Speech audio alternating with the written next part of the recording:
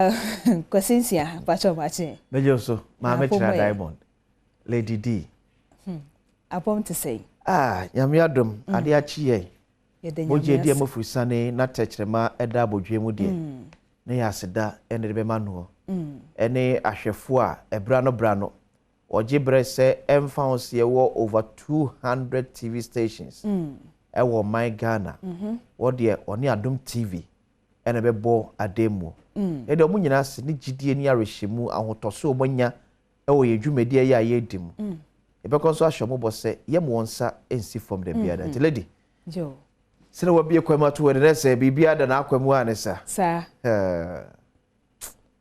yambe the parliament to no chese asem ho na mpofo je papa nwom no okay wo ka bewu wan ka bewu itie ne ka newu ensemfue bi so kra na de sha oboro na nya ensemfo sa oh yeah so ho ebi ja wo ka de siesie bibi itie ne ka ne kwai and the parliament behuru the parliament behuru sene hu yi levy no but reporter ye pekere say ekone saa dia there mean say ne asomdwe betimi aba saa report no ne de we yeah as of enura nwumre na many MPs nimpen phone be edin ko na na bi kai say uzene na minority person mo file censure motion near the ayi orakin fratary free if you know as of enura na enkomodie bi kokoso ma she dwafiem na majority side ne minority penfo kasa say enka anye hwe no mo fa obuo ne die ema mampani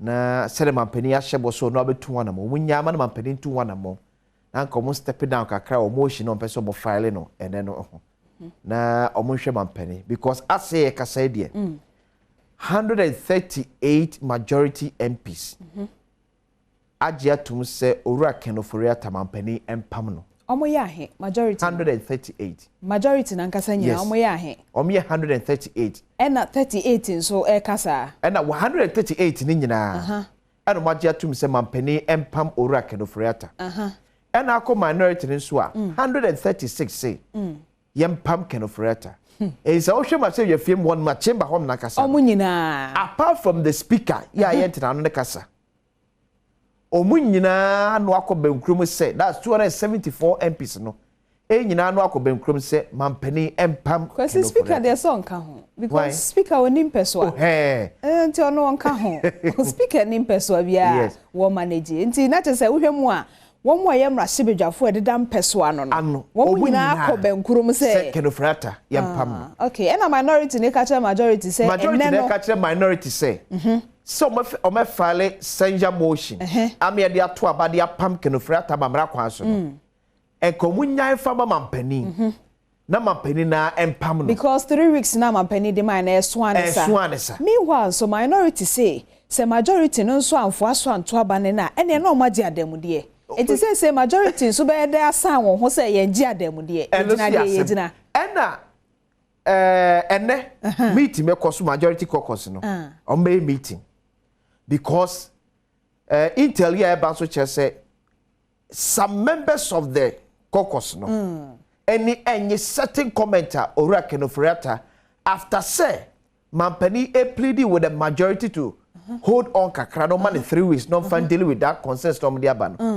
see ora kenofriata enam ekeka ensem bi ya eno no omo majority no omo ni nye ho and wanhwe ye benam so bi ama omo abebu mampani animtia ese wanhwe no mo ama mampani 3 weeks no anso no ma react so and also before craso mampani boshno de ba mo no ekwakodu no mampani ni kenofrata nkasa as a certain comments bi a washa sie make ene matamfo doso obeye wa na frufie ene obu ro ye so obu ro ne se be ba ko bi se abo be ka wa no ofrantumo se o wontuma no frantuma yes anom se papa ni nya sa de no okay no obi enu awotan no kwesi yenya ma 3 and awie there's a meeting at Alisa Hotel okay and for na committee no mko between the majority caucus and the national executives of the new patriotic party okay Ninyina fa kenofrata korea okay as we speak there's a sharp division the national executives of New Patriotic Party. Sharp division. Yes. Ebi supported the call for Kenofrates removal. Once Ebi Musufi say, "Amam for nyabotre." And a Ghana for so say. Niema papa no. In dealing with issues na ewonom. Ghana for so omo nyina so omo ya abekronsa because NPP any majority ya abekronsa. Yes. In the nation Ghana for so say but Ghana for 3 weeks no dey me say nka ayi o. O think na uche edi eni. It is any papa no na no ha no okeka bibi aka 3 weeks ni dey. Ehona I for meetings we nyina dey abotre. Because mu fi say ne kasa no ya dos. Okay. After sa ekomodie se mampani empam no ne kasa no ya do. Now. Okay. Niema George Kokos no enne nia satile de omko ka kire NP executives na say. Though party wa mamra party won hyeye. Ese ombedi so. But omuntena say enhwe ma ba akofo nti. The gains ya party no enya over the years ba akofo mesai no. So it's either they are for them or they part ways.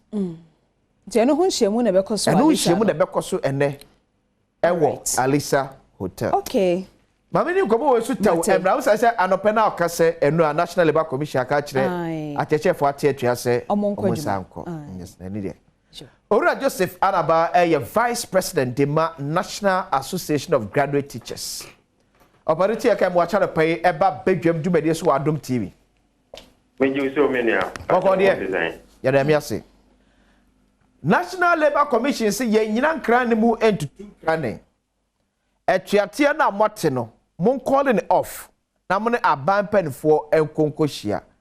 We a ebe nu asa no hyemdie bi akoso among the teachers na adwensie ene aginesie ene sen. Yo me da se me cha wotiefo. Ye no kwa enra ye ni National Labour Commission. Any the Ministry of Employment and Labor Relations, Labor Commission officer. Yensem no omuti ase na omo say yensem wo mu but process no aye fa so e call it strike no undue. Okay. Enya proper. Inti en call of strike no but enura no omo kan na that time call kakra. Inti anopai ye be share as unions. Ye 3 teacher unions no be share na ye share the way forward. Inti Jamia Duma anopa mu beti enka. Okay. Though minim say officially meeting bia enko say na wokan. But eja yesi pani dwe mate uhu afomu a is there any possibility say a strike be calling it off? Usually no National Labour Commission mo transfer na ye high court. Inti omo decision bia ye he say high court na ma decision. Inti sure. Yesu ye law abiding citizens. Okay. Inti yebehwe mrano will do as the law has said. Yem pese beto mra but yebe make sure say nia ye kano aban be ya mai. Se mu make sure they are then as disuafo ne awofo nya arehemu say the aye high court ruling na akyerɛkyerɛfo ebu emra etemra sinti certainly you abide by the ruling ya Labor Commission edebay no. Eda metres anopa ebehia inti mumbeti enka mempese medical ka ne anopa ye nyina yedi ya adwembe ko ho ansa na yaka no inti certainly enche bia mumbeti enka. Okay, yamri ekuro NP but se utie nkomodi a ekoso abonten ni amanfo eken se mwako strike akwa but strike we de nyame ni panim nie entwasumu ekire se mampani na amamra ewo ne nsem so obe appoint obi amna kodi dwuma e de amagana fo se mampani fi se pani a wapan se onkoye acting director general through the Minister of Education onkoye acting director of GS ono gidi onum so betimi aye adwuma na Ghana for de show no mampani ensa na achechefo enka how p NLC amoni abre won se mompre mampani empower ni po betimi aboa no amna ni so de for Ghana etimi especially ba adisua won se mo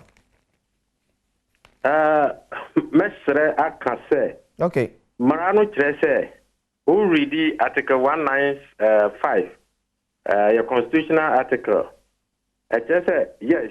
Mranama Mampenyi sa kwano nanso so in consultation with the governing council body. Yeah, you were teaching council, Ghana Education Council. You were members. Yeah, you were member also. Yeah, unions no. Intianka Mampenyi nipa no and so boy amane. Don't catch as a nipa way na me person me ni say ombeyemo head. Now say bibi wo ha na catch because the Director General is the technocrat who is supposed to advise the minister. Sure. Into no, he should be a professional. And from our code of conduct, collective agreement, we have a scheme of service. The Director General is the highest position in the GS, and the list is the superintendent too. We have a mandate to choose who is supposed to be ahead, and the person must come from the service, and he must be a professional. Papa ye kan wa se me wa call interview of Public Service Commission. Say ye ka say. Yeah, nim say wa call we haven't had that information. Okay, but the ministry ne e ka tell say sene ye pa obia to that position or call for that interview no wa call. See ye ka say Public Service Commission e me kan hwe. Say interview no buy no wa qualify wa pass say betimi amana di say the ben and I say unqualify. It is so say beti wa say ye dia that it means say a process na e de fa so e de yi nipa no and money you but not the person na ya pa no. First of all, no, ye dey no say onye professional teacher. Apart from my no process na o man penyi so e fa so no. Enye sa. So apart from say process no one fa so no nipa no nye professional teacher. But GS code no men kind of baby e kire say obi obey Director General should be a professional teacher. There was scheme of service. And okay. Scheme of service, that is the highest position in the scheme of service. That's the Director General. Yeah. And I won't professional teacher, won't mean by Director General. But I bet you say mu code na mo de ye adwuma na ye amamre bo mu dwumadi amudi mo ba no. And kind of baby as also a professional teacher and suddenly appointed was Director General of GS. And I may say, you cannot become a Director General own a professional teacher. Because your scheme no more. Say own a professional teacher. Who stop it or you end at a deputy director. You are basing it on convention, not law. Convention. Our collective agreement is law. There be any law because your collective agreement is stemming from the Labor Act. The Labor Act 651. And then my that power to sit down with an employer to agree on our condition of service. Yeah. Vice President, yeah, what can no idea more practicing over the years. Yeah, you believe say and abe settle. But amamra na ebo madwuma ho ban ne so nya asem ne kokota. Ye begina sa amamra no so ede dia mana se be di etia no. En kan ne ba bia sa. It's not every law that is explicit. It's not every law electronic black and white. So will you then go implied to Supreme Court to seek for interpretation? It is implied. Dabiombo, eti mubeko Supreme Court ako seek for interpretation because the law enya explicit. The only constitutional body. If government will stretch it, we'll go to that length. We'll Supreme Court. You see, Vice President, near Aqua no, say money mo employer na airchin. Yes, stakeholders na yema ewo school no. I didn't know someone switching no ebeto yeso because this actually has nothing to do with their condition of service. Ade be mo ade chere mo disua akwa ni so why should we suffer as parents and children, students? Why should who suffer? Students and parents. An illegality is being perpetuated, and you say where is the illegality? Which section of the law and stipulated as illegality? I don't know. It's not everything that should be written white and black. When it is not so, it is not law. That are implied. The 1992 Constitution has stated clear. BBPA was outside the Constitution. Everything that's not in conformity with the Constitution and your law. In the 1992 Constitution, yeah, Article 190, okay, it says that we have public services, okay, and the services must have its staff. So the staff are defined by the Constitution. The staff, yeah, of the service is stipulated by the Constitution. There's no two ways about that. Yes. But let me say, for the appointment of a director general, the status of Bibidru as our director general, no, it is not stated anywhere. So, say the panel, a professional teacher, and no a law. So, in the police service, is it stated somewhere that the person must be a policeman? The who? In a police service. Yeah. Is it stated that the IGP should be a policeman? Okay. Yeah, one say so Ghana Police Service more. It is a convention say obi edu COP automatic or baba ye IGP and now qualified to become IGP. So but you tell me vice. If you are talking about convention, why can't we also use the same convention? Okay, eti hona meba no. But you tell me mu ama a president a power bia na onye COP to become an IGP. The fact that it's a convention does not bind the president to act accordingly. I beg to differ. In our case, okay. Yeah, well, condition of service I specify the scheme of service. Okay. Yeah. But you don't want to agree with me. You don't want to agree with me on this call. Are you being fair to your manner a war school and name strike into Motifie? Oh, now you are bringing the children in. You are not talking about the Director General. Because basically, omunene Ghana for adi hiadia kese. So nipa bakwa ya pauno. Na ya cost strike. We called for this thing more than 2 weeks ago. Nobody listened to us. And Obiaka said that one there you have that advantage to fight or battle with your employer on that. But yes, stakeholders na ye mawo school. And na wunti obate bi entimi MP because ne ba kwada ketua ontimi nyo no kwa one person more than 8 million children at home and no the amount can one sem more than 350,000 affected, you know. You think that we are at fault? Yeah, because affect say Vice President. Are you now usurping the powers of the president to appoint the morale, the enthusiasm, the willingness to belong to the service? These are some of the things that motivate people to belong to the service. Let me put it straight to you. Among Force, you have a personal issue. Hello? Vice? Yes. Among Force, you have a personal issue with the acting Director General of GS. No. We don't have any personal issue. You have? Not at all. Not the least. You didn't need problem. Let me say, Nipa Obefi University, Obeba Ghana Education Service, one of his dreams will be that one day Ombe friend will say Director General. Now,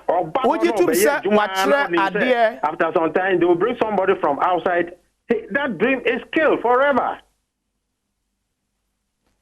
So you are not looking at that part too. But when you're fair to Ghana, Juma Adom effort. Say Yami Adom now, you manager. Would you be happy? Will you as the hard work that you are doing there? That actually your cover will be outside now or better. I mean, what be the motivation to work unfortunate Vice President Juma no enya media.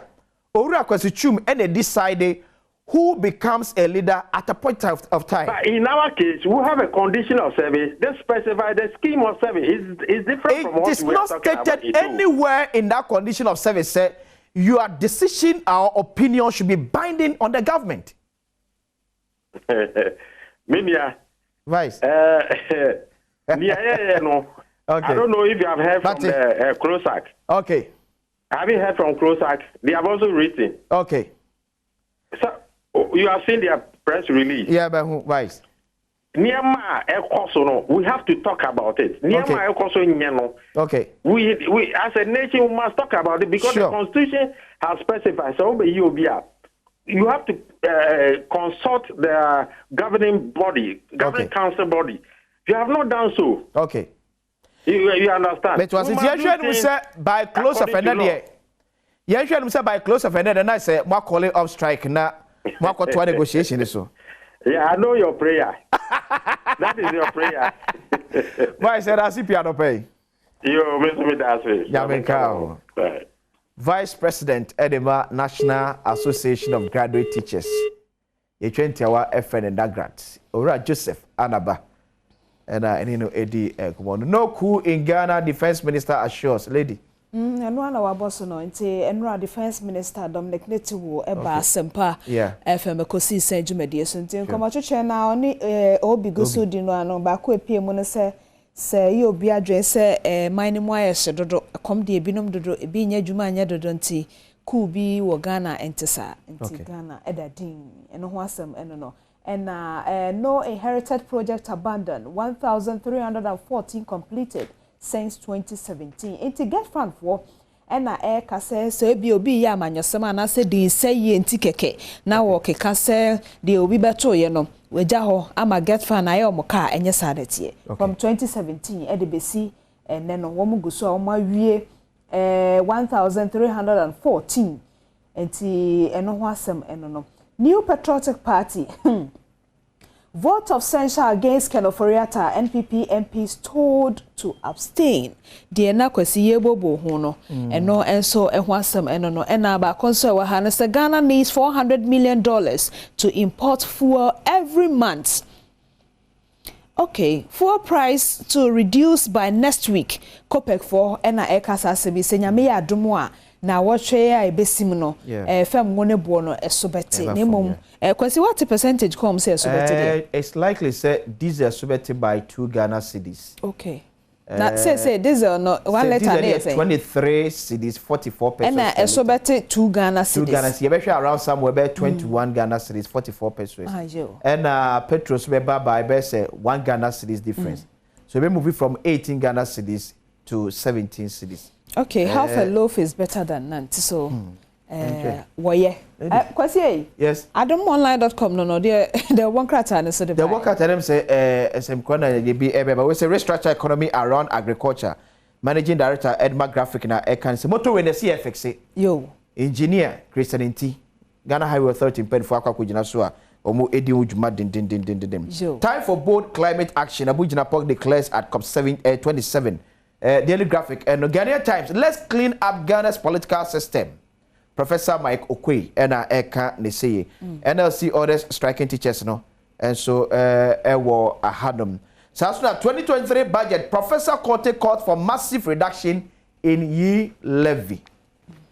Okay. Ghanaian Times. MyJoyOnline.com. So the don't vote against Ken Oforiatta. NPP orders majority MPs to abstain from censure votes. Enti kela behula show agrone form de be kwakosi wo mrasebe jafie ho no adom kase ho ye fan kame ahwefo enti no eno ho asem eno no na law school no so chese students to submit social media handles for monitoring.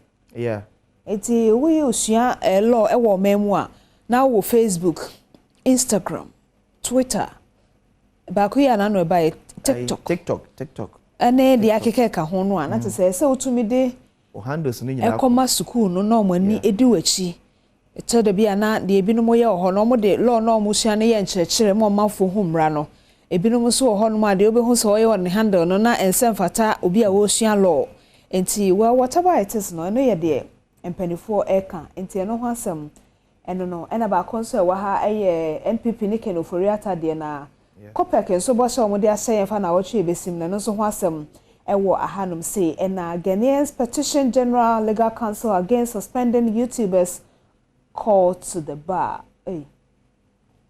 Okay, na ba ko ben so ahanum say fa so afa wo hwe kuayo ne nuane honsem so enie na papa say no justification for high retail prices of food. A Greek minister na ekanasa no justification for high retail prices of food until referee yakoto ena edahano. Well, young fancy hanum say na fe labor unions no so amaka chacha for no say wo mko sukuu dem kwato adwuma so no kwesi na odi hu nkomo yi enti ye DC